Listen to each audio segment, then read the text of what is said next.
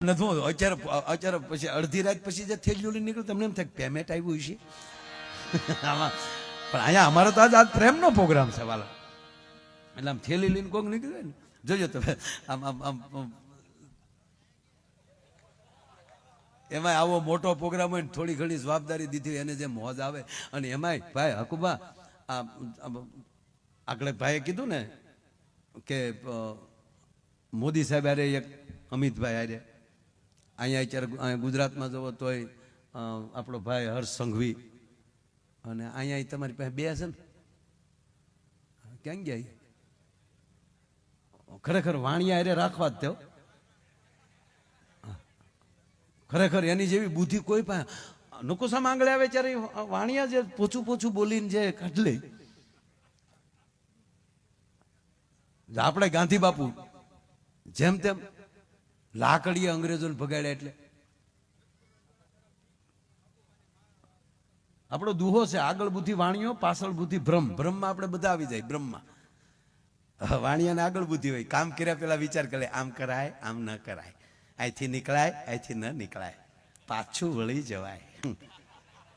અને આપણે બધું કરી પછી કે આ ન કર્યો તો સારું હતો, આ ન કર્યો.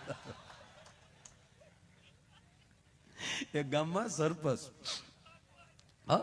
અને ગામમાં એક વાણિયાનું ઘર બેઠા, એટલે કહું છું ભાઈ પાછા માઇકમાં પાછું હવે પાછું એવું થયું છે અને પાછા એમ કહે કે તમે અમારા સમાજ વિશે બોલ્યા છો, માફી માગો. એડવાન્સમાં માફી માગી લઉં છું, અહીંયા બેઠા છે એટલે સારી જ વાત કરું છું, કોઈ ટુકડો કાઢીને બીજું ન મૂકતા. અને એક તમને સમાજને કહું કે અમે અહીંયા બેઠા હોય ને જે બોલતા હોય ને પછી ટુકડા આવે તો તેથી સાંભળવા વાળા ગાંડા હશે તે સાંભળી લીધું હશે. એ આડાવાળા ટુકડા કરીને મિક્સિંગ કરીને મૂક્યું હોય એટલે કોઈએ કોઈનું હાસું માનવું નહીં. હા, આ તમને પગે લાગીને કહું, એટલે હું અત્યારે તમને અગાઉ કહી દઉં. ક્યાં જાય વાણિયા, ક્યાં ગયા ઓલો ભાઈ? એક વાણિયા ત્યાં, એક અહીંયા વાણિયા બેઠો મારી પાસે. હું ખરેખર વધારે પ્રોગ્રામ તમારા કરું છું. જૈનમ જયતી સાસનમ પોચા પોચા પાલીતાણા નજીક પડે ને મારે 1.5 કલાકમાં એ રાજી થઈ જાય, અમે રાજી થઈ જાય. ચરચ ચરચ માયાભાઈ મજા આવી ગઈ, બહુ ચરચ બહુ ચરચ. અને આમ જો કાંઈ ધડલન ફળલન કાંઈ રઘુ ખ્યા એવો પ્રોગ્રામ જ નહીં કરવાનો. આજે કેમ આપણે ધડ ધીંગા એવું કાંઈ નહીં, એક જગ્યાએ મેં જે ચાલુ કર્યું દવડા મગડા મગડા, મને કે ધીરે ધીરે છોકરા ડરે છે ભાઈ. પાર્ટીના સાચિયા પીતા એ જોજો, એ કોઈ દી ભેહે ન રાખે. ભેહ કે તોય સાતીના પાટિયા બે ભે બહાર લાગે. શેઠો રે કે બકરી બકરી બકરી બકરી. એક શેઠે બકરી પાળી, શેઠે બકરી પાળી ને એટલે હવે બકરી તો લઈ આવ્યા. એટલે મોટા ભાઈ નાના ભાઈને કીધું મોટા ભાઈ બકરી લાવે પણ સાડવા કોણ જાય? રોજ થોડું વેચાતું ઘાટ લાવવાનું હોય, સાડવા તો જવું જોઈએ. હું કે બુદ્ધિનો ઉપયોગ કરો. બકરીનું દૂધ મહાન હોય. ગાંધી બાપુ બકરીનું દૂધ ખાતા એટલે દેશને આઝાદી મળી છે. લે ગાંધી બાપુ અરે બકરી હરખાડી, પણ એને ખબર છે ગાંધી બાપુની બકરી કઈ બોરડીને પાલો નહોતી ખાતી, કાજુ બદામ ને પીસતા ખાતી. એક મોટી જવાહરભાઈ લાવતા કાજુ,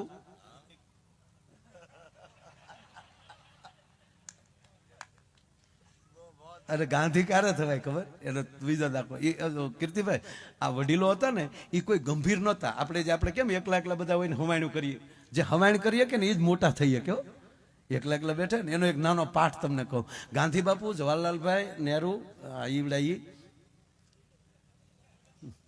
3-4 જણા બેઠા હતા. એમાં ગાંધી બાપુને પૂછ્યું, ટીખળ કરે મજાક કરતા હતા, આ સત્ય ઘટના છે, પછી લખેલું છે મારું ઘરનું ના. ગાંધી બાપુને પૂછ્યું કે ગાંધી બાપુ આપણે વિશ્વ સુંદરીનો કોઈને એવોર્ડ આપવો હોય, મિસિસ વર્લ્ડનો,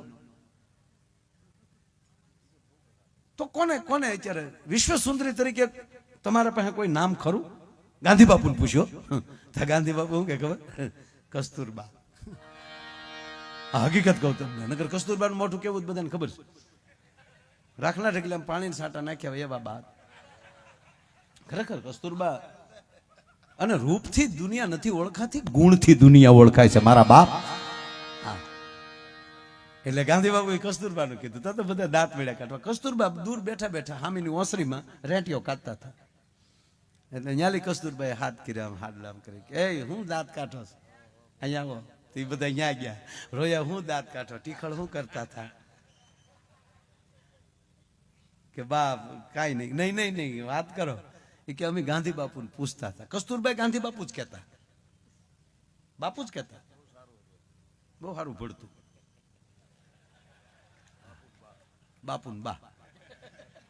આ હકીકત. તે ગાંધી બાપુ કે તમે આનંદ કરતા હતા કે નહીં નહીં વાત કરો. કે અમે અમારા બાપુને ગાંધી બાપુને પૂછતા હતા બા કે વિશ્વ સુંદરીનો એવોર્ડ દેવો હોય તો વિશ્વમાં રૂપાળું કોણ? તાર કસ્તુરબા કે શું કીધું બાપુએ? બાપુ કોનું નામ દીધું? કે એને તમારું કીધું. બેઠા બેઠા હું કે ગાંધી બાપુ કોઈ દી ખોટું ન બોલે. સાહેબ વિશ્વમાં એની પત્ની કરતા વધારે કોઈ રૂપાળું ન દેખાતું હોય ને એ ગાંધી બની શકે, અને સંપૂર્ણ ધણી ઉપર ભરોસો હોય એ કસ્તુરબા બની શકે. અજબદે ઈ જ બની શકે કે જેને સંપૂર્ણ પ્રતાપ ઉપર ભરોસો હોય. અજબદે ક્ષત્રિયાણી સાહેબ અમરસિંહને જન્મ દઈ અને રાણા પ્રતાપની ઢાલ બનીને જગદંબા ઊભી થઈ. અને એ અમરસિંહ જેદી 18 વર્ષના થયા ને ત્યાં સુધી જંગલમાં મોટા કર્યા. અને પછી જયારે એમ કહેવાય કે બાપ દીકરાની બે હરખી બે ફોજ બની, પછી દુનિયા નક્કી નહોતી કરી શકતી કે આમાં પ્રતાપ કોણ છે ને અમરસિંહ કોણ છે. અને પહેલી ચડાઈ જયારે કરી અને બહેલોલ ખાનને જેદી રાણા પ્રતાપે એક તલવારના ઝાટકે ટોપા હોતો કાપી નાખ્યો તો, એટલું નહીં ઘોડાના પણ બે ભાગ કરી નાખેલા. ઈ પછીનું અમરસિંહનું પહેલું પરાક્રમ. અને અમરસિંહે જયારે એમ કહેવાય કે એક જ ભાલે અસવારને ઘોડાને બેયને આમ ધરતીમાં ધરબી દીધા. એક ઘા જોયો ને ઈ અકબરને ખબર પડી ગઈ દિલ્હીમાં, સાહેબ સીધું સમાધાન કર્યું છે કે પ્રતાપ જેવો જ ઘા જે અમરસિંહમાં છે. પરમ વીર ચક્ર પહેલો વેલો કોઈને અપાણો હોય ને તો મહારાણા પ્રતાપના દીકરા અમરસિંહને દેવાણો હતો સાહેબ. અને તેથી ચોખ્ખું લખી નાખ્યું હતું અકબરે કે અમે કોઈ દિવસ ચિત્તોડ બાવજુ નહીં જોઈએ, અને આપને જ્યારે અમારી કાંઈ સેવાની જરૂર પડે તો હુકમ કરજો. પ્રતાપની સેવામાં અકબર હાજર હશે. રૂબરૂ તો નહોતા થયા, પણ આવો પત્ર મૂકી દીધો હતો. કોઈક ઇતિહાસ વાંચજો સાહેબ. એક જ અમરસિંહના ભાલાના ઘાય, આનો ઘાય બાપ જેવો જ છે. આ બધા ઇતિહાસો વાંચવાની જરૂર છે. પણ પાયામાં ભક્તિ, જેની માં મોટી માં મીરાબાઈ હોય. બાકી તો આ તમે અત્યારે મેં તમને કીધું ને કે અત્યારે બિલકુલ અત્યારે તલવારથી લડવાનો યુગ જ નથી ને, અત્યારે દિમાગથી લડવાનો યુગ છે, કોમ્પ્યુટર યુગ છે. અત્યારે કડે હથિયાર બાંધો કે ન બાંધો, જે બાંધતા હશે એને જરૂરી હોય એને જ રાખવાનું. આ લાકડ કોઈને બાંધવાની જરૂર નથી. સમય હોય ત્યારે આપણો કાંઈ ઘા ફગશે નહીં. બકરી પાળી શેઠે,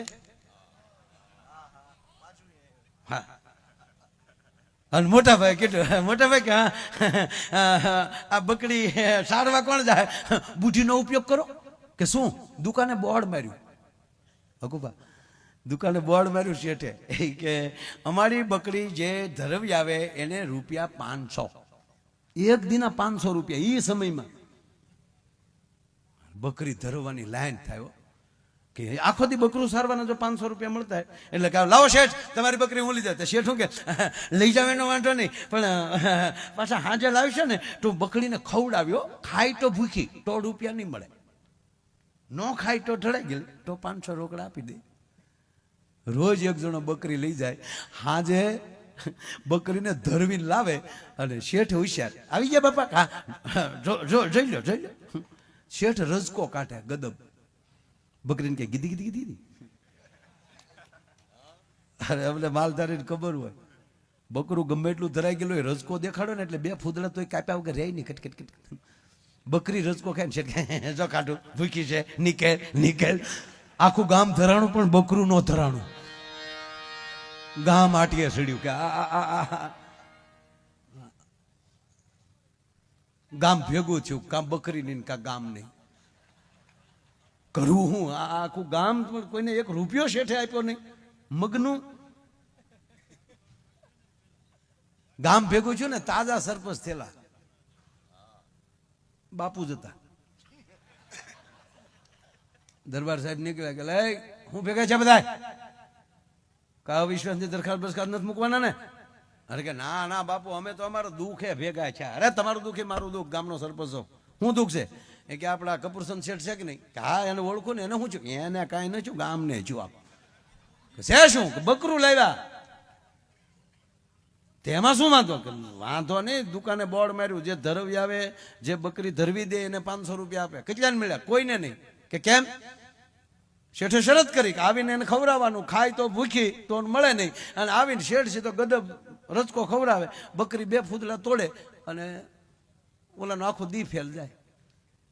અરે ગાંડાઓ, આવું ન કહેવાય, અમને ન કહેવાય, અમે સરપંચ કરે છે હોય. ગાંડાઓ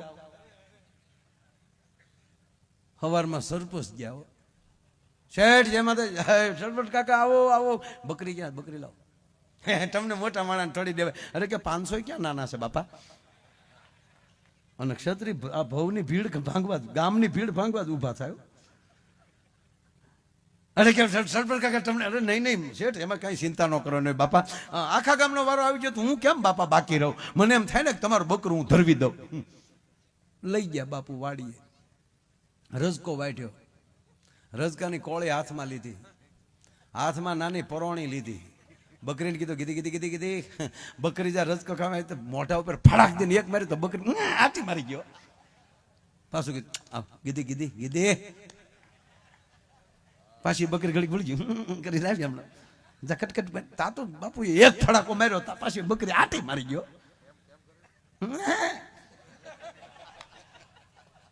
અને સીપી 7મી વાર ફડાકો બોલાયો પછી તો રજકાની વાસ આવે ત્યાં બકરી.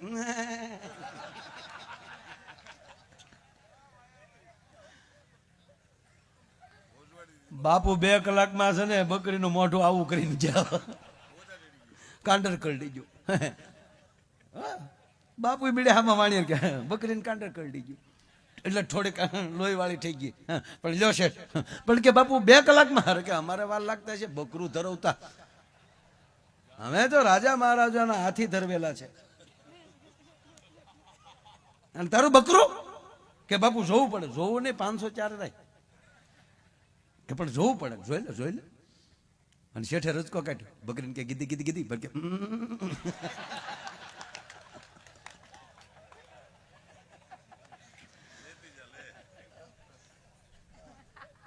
શેઠ ને ચૂક આજ 5-6 જાયો. પાછું કીધું ગીધી ગીધી ગીધી. બકરી કે મોઢે ઠેઠ અડાડ્યું ને કીર્તિભાઈ તો ફ્રૂ કરીને ભાગી ગઈ. બાકી રજકા હામું ન જોયો. રિવેશ હાલે રિવેશ.